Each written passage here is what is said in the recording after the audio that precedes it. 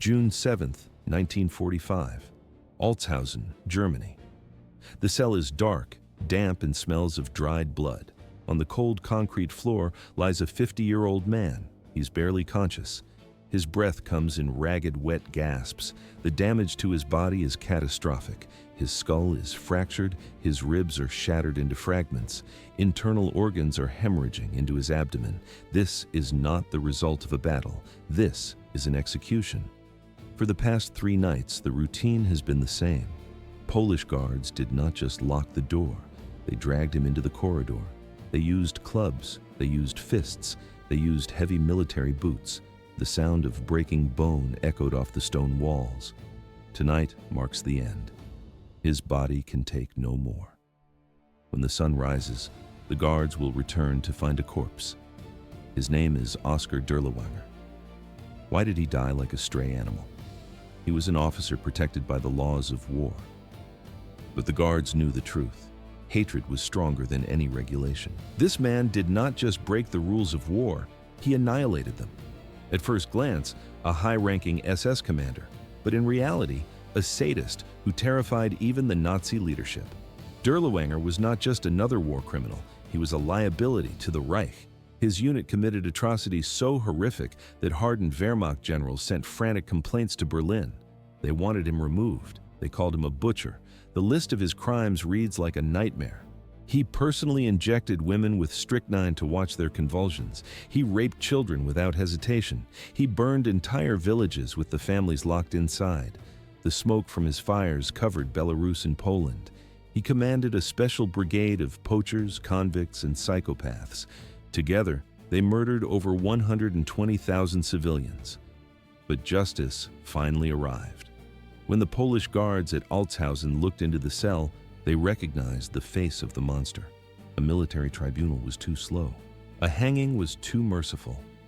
They decided to deliver their own verdict with fists and boots. It was a steep fall, from a decorated World War I hero to a child molester, from an SS commander to a lump of meat on a prison floor. This is a descent into evil unlike anything in military history. The story cuts off here, but it began 50 years earlier. September 26, 1895. 1895. That is where it begins. Würzburg, Germany. A child named Oskar Dirlewanger was born into a world of rigid order. His father worked in the insurance industry, a stable job, a guaranteed future. But outside the windows of their middle-class home, the atmosphere was charging. Imperial Germany was at its zenith.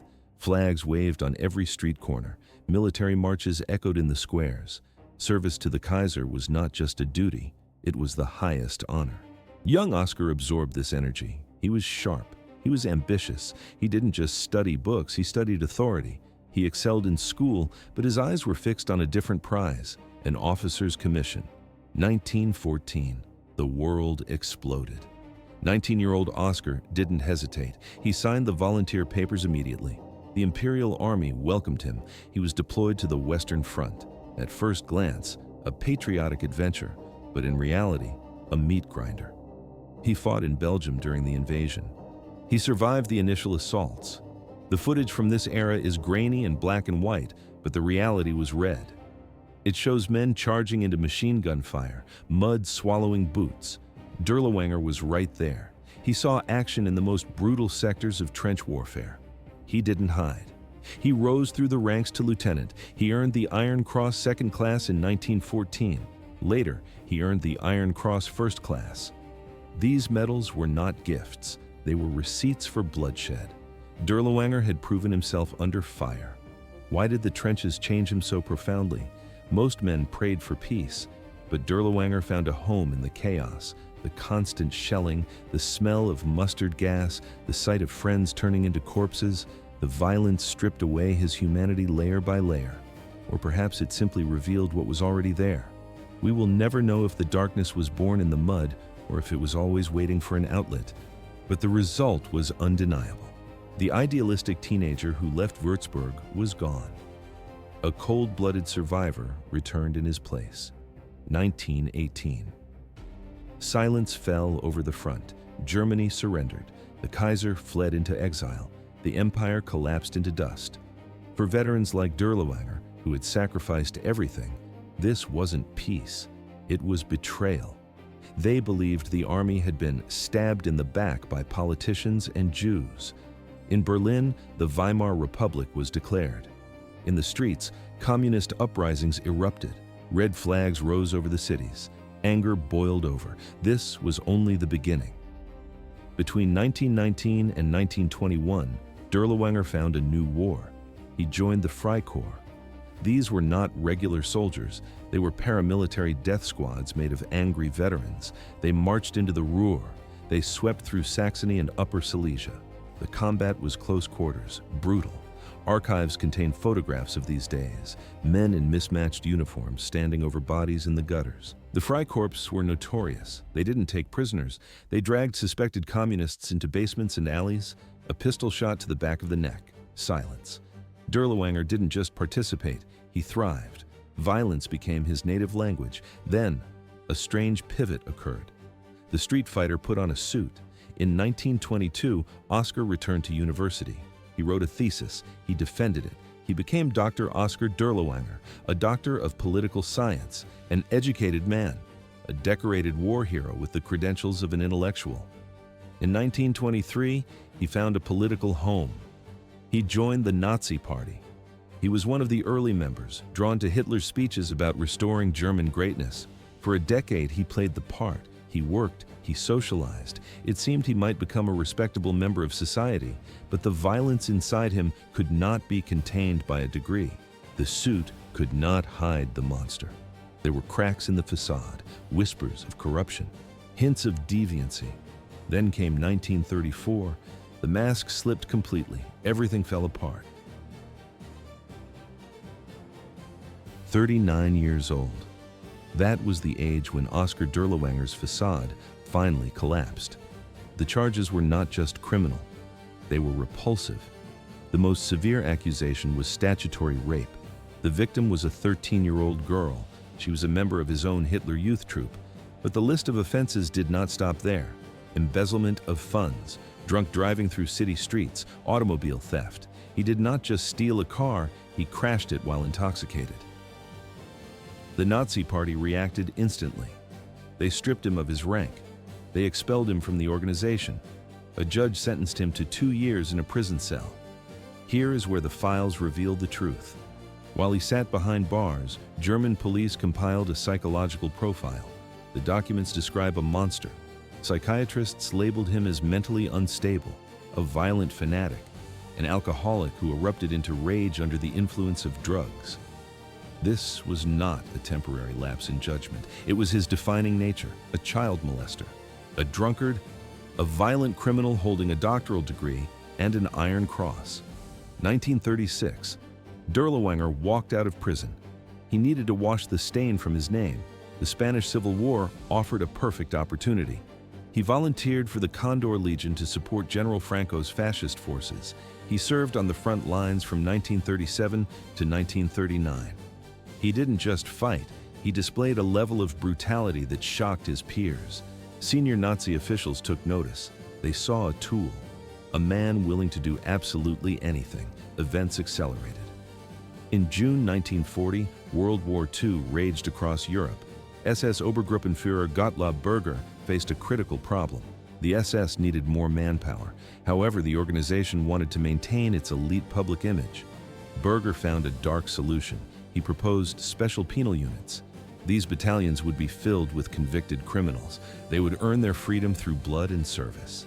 But these units required a specific type of commander, a leader who would not hesitate to use criminals for the dirtiest work. Berger remembered a name from the files, Oskar Dirlewanger, a convicted rapist with military experience. Why did Berger choose him? It seemed like a risk, but in reality, it was a calculation. Dirlewanger had no reputation left to protect. On June 24, 1940, Dirlewanger put on the Waffen-SS uniform. He was immediately given command. His initial unit was unique. It was a company of convicted poachers. These were men who knew the forests. They knew how to track. They knew how to hunt living things. The official designation was dry, SS Sonderkommando Dirlewanger. Special Task Force Dirlewanger. Their mission began in occupied Poland. They hunted partisans in the dense forests. They raided villages. But Dirlewanger transformed the operation, at first glance, a military unit. But in reality, a roving death squad. He recruited more convicts. He brought in violent criminals, murderers, rapists. He pulled men from concentration camps and handed them rifles. The deal was simple: freedom in exchange for violence. By 1942, the Dirlewanger Brigade was a chaotic mix. The ranks included Germans, Russians, Ukrainians, and Azerbaijanis. The footage shows a ragtag force, heavily armed, moving through smoke-filled ruins. They did not just fight the partisans, they terrorized the population. There was no turning back.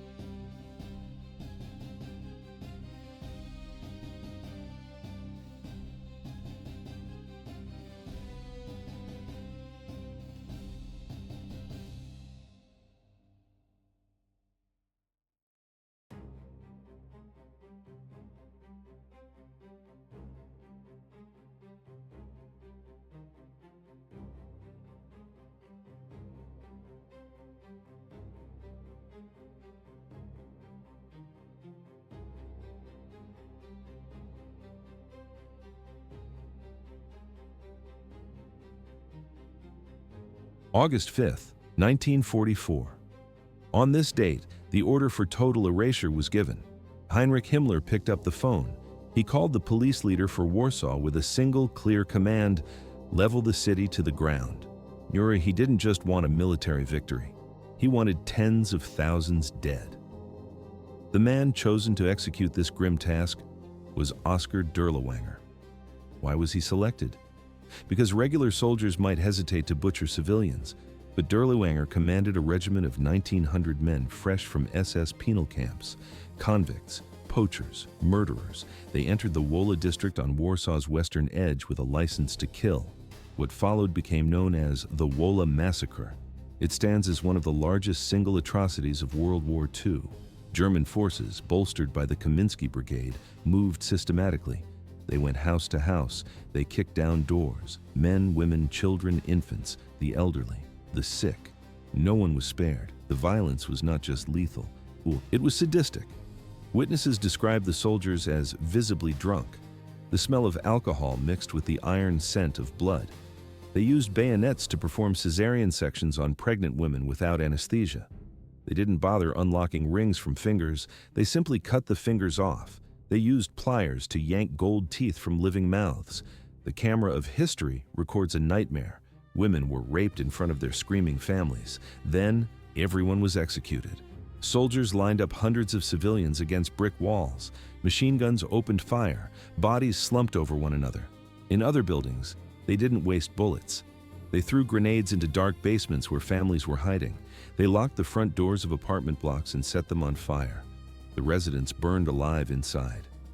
At the Ursus factory on Volska Street, the killing was industrial. Nearly 6,000 civilians were murdered in a single day. The railway embankment on Gorszewska Street became a massive execution site. Thousands died on the tracks. The Franisek factory, the Pfeiffer factory, dozens of locations turned into slaughterhouses. One account is particularly graphic. Dirlewanger's men entered a residential building. A soldier grabbed a young woman. He raped her on a table, gripping a bayonet in his other hand. Then, he cut her open from belly to neck while she was still breathing. At first glance, the Wolski Hospital was a sanctuary. But in reality, it was a trap. Witnesses saw soldiers murdering wounded patients in their beds. They gang-raped the nurses. Then, they hanged the women by their feet and shot them in the stomach. But amidst the horror, there was a strange pause. Dirlewanger took over the Wolski Hospital as his personal headquarters. As long as he resided there, the murders in that specific location decreased. This was not mercy. It was convenience. He demanded fine carpets and silver looted from Warsaw homes. He sat in luxury, surrounded by carnage. The numbers are difficult to comprehend. Estimates of the death toll range from 40,000 to 60,000 civilians, all killed in just 1 week. Some historians believe the number is even higher. The visual evidence was overwhelming. Bodies piled up in the streets. Survivors described seeing stacks of corpses 3 and 4 layers deep. The smell of rotting flesh filled the entire district. To hide the scale of the crime, the Germans brought in special equipment. They used flamethrowers. They burned the mountains of corpses to ash. Even Erich von dem Bach-Selewski, the overall German commander, was disturbed. He later criticized the excessive brutality, but he couldn't stop it. Dirlewanger operated under direct orders from Himmler and Hitler. He had carte blanche to kill anyone, in any way. But this strategy backfired. The Germans expected the terror would break the Polish spirit. They thought the city would surrender. Instead, the resistance stiffened. Polish fighters and civilians realized the truth. Surrender meant death. Fighting meant death. There was no choice left. They decided to fight. The uprising did not end that week. It raged for 2 more months. It was finally crushed in October 1944. The district was silent. September 30th, 1944. On this date, the Third Reich handed out its most prestigious award. Adolf Hitler personally pinned the Knight's Cross onto the uniform of Oskar Dirlewanger. The reason was simple. He had successfully turned Warsaw into a graveyard. The man standing before the Führer had burned children alive, raped women to death, and presided over the slaughter of tens of thousands.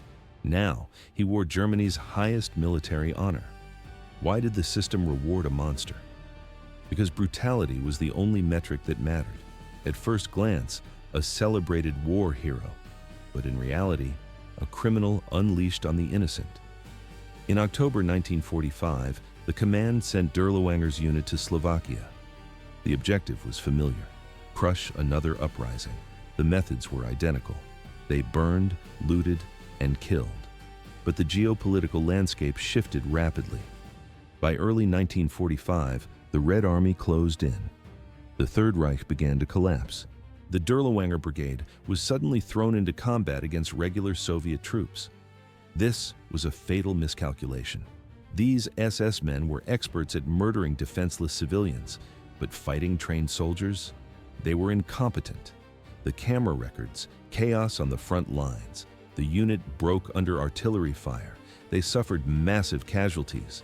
There was no discipline, only panic. In March 1945, a bullet found Dirlewanger.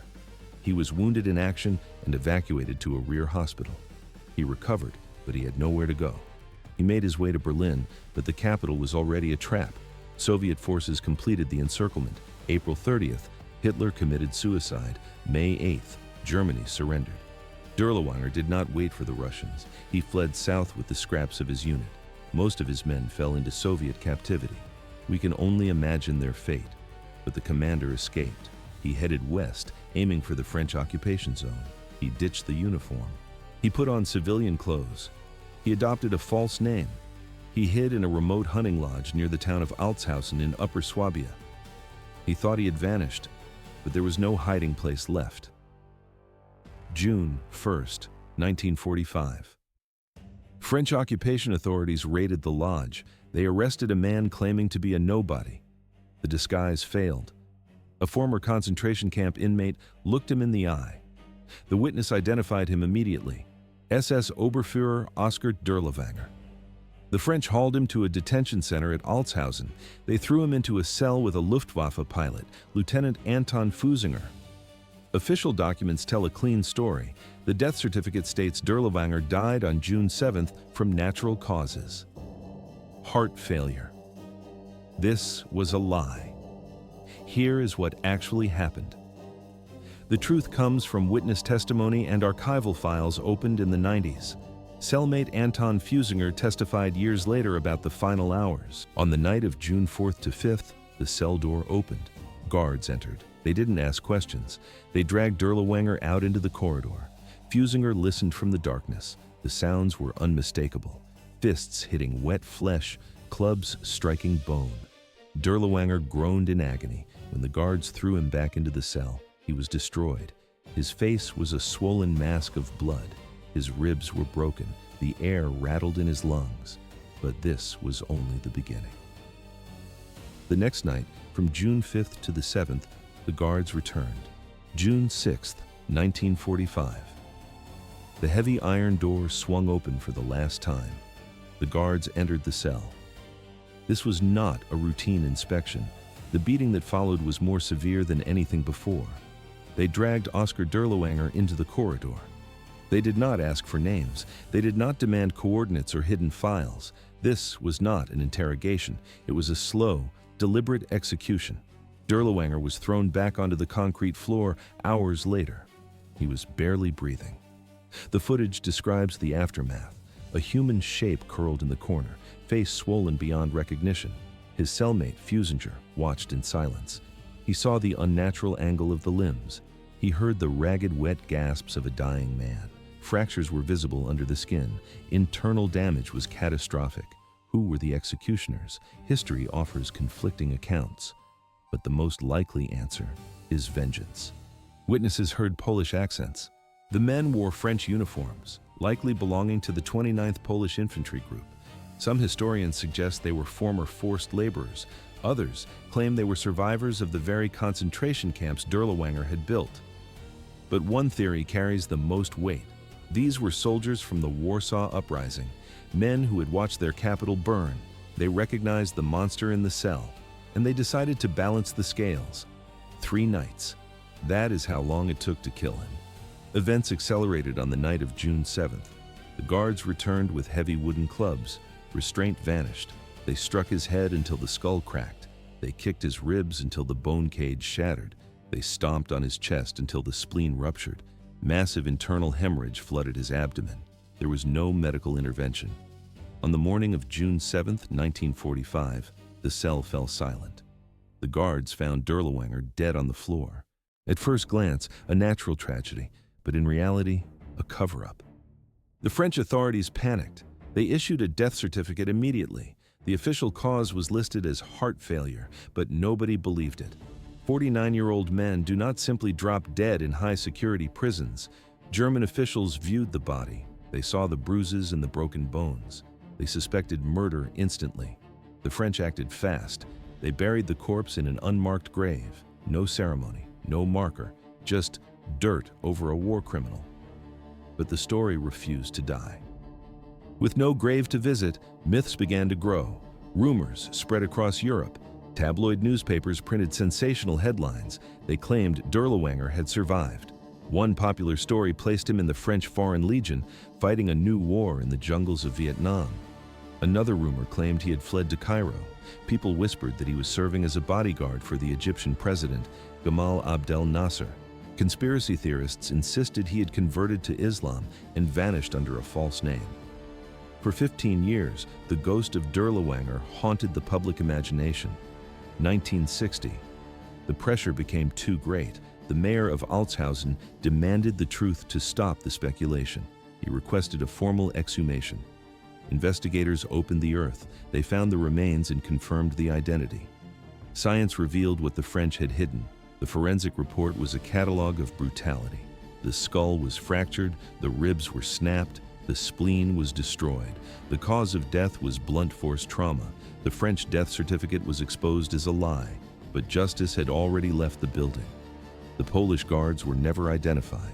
The French occupation forces had returned home long ago. No charges were filed. The case was simply closed.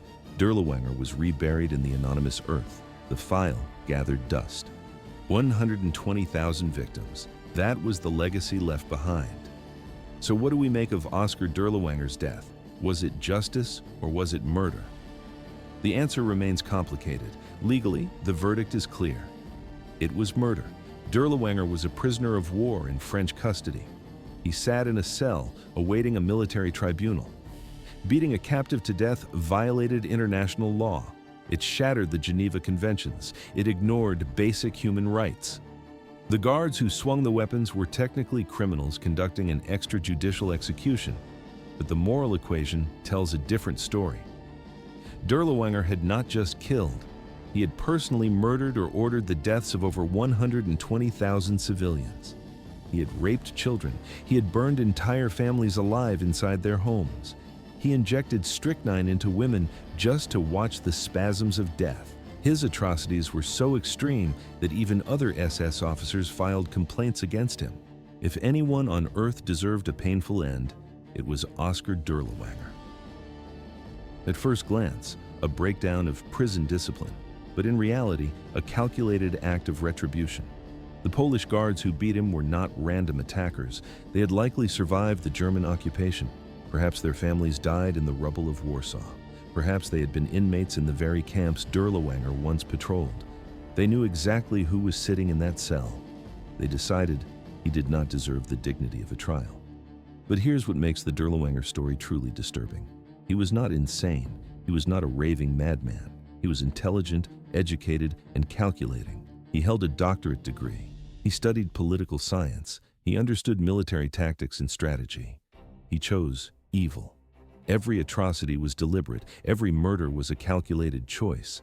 He could have been a respectable university professor or a staff officer. Instead, he became what historians call the most extreme executioner in Nazi Germany. Even within the SS, Dirlewanger stood out for his cruelty. That is the terrifying part. Not that he was a monster, but that he was human. A human who deliberately embraced sadism and violence as a life purpose. The archives describe him clearly. A psychopathic killer, a child molester, an expert in extermination, and a devotee of necrophilia. The most evil man in the SS. But there was no escape. That man died on a cold prison floor. The autopsy report reveals the damage, massive trauma, and a fractured skull. For 3 nights, the beatings continued. He was alone, except for a terrified cellmate who watched him suffer in the dark. He was 50 years old.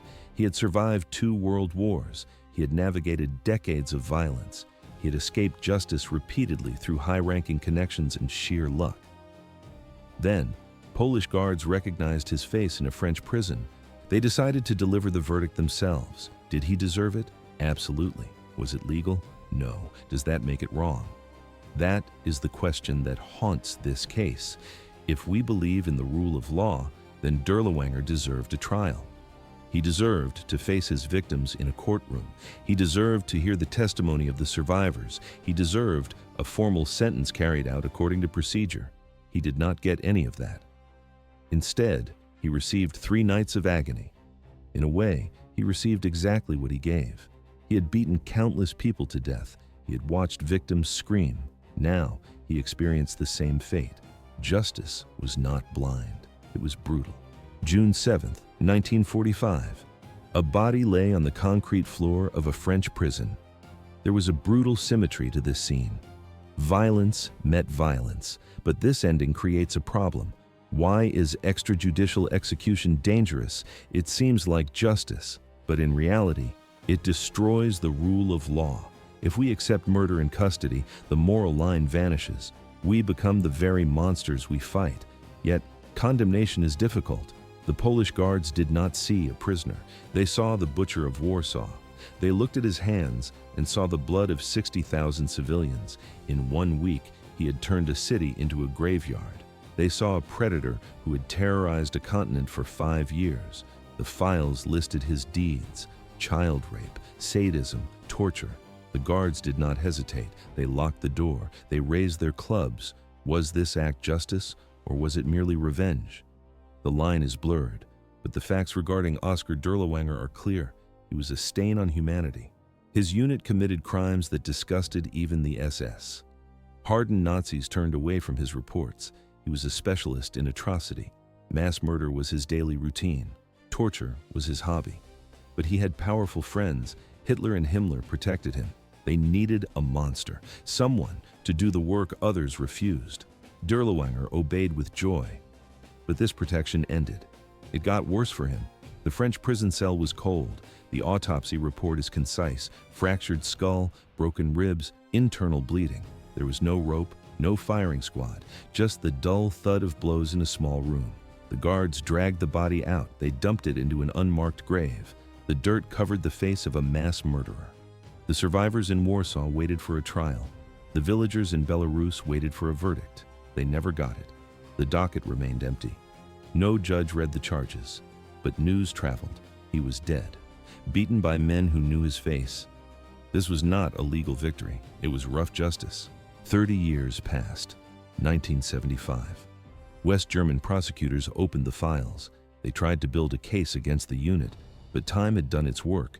Witnesses were in graves. Perpetrators had vanished into new lives. The investigation stalled. The paper trail led nowhere. If Dirlewanger had survived, the gallows at Nuremberg awaited him. Instead, he rotted in the French soil, unrecognizable. The numbers remain: 120,000 dead in Belarus, 60,000 in Warsaw, women assaulted, children executed. These victims demand memory. Dirlewanger is also remembered, not as a soldier, but as a warning. Evil does not always look like a monster.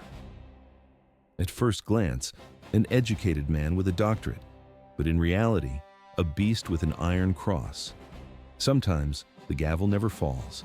Sometimes the verdict is delivered in a dark corridor by angry men. Whether this makes the world cleaner or darker, history must decide.